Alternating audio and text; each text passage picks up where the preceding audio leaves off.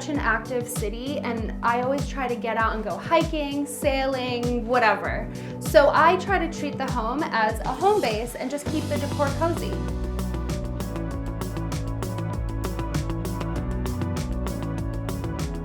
When it comes to updating a small space, I always suggest thinking about scale. So bring one large piece into your space to give it a nice anchor point, and then everything else can kind of fill in around it. I went to CORT with an idea of what I wanted and all these ideas and mood boards, but the team at CORT was great at helping me actually bring it to life. My personal style has evolved over the years.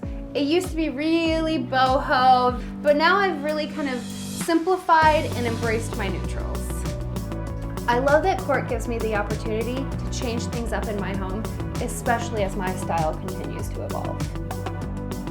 If you want to furnish your new home or refresh an existing space, go to CORT.com or head to a CORT location nearest you.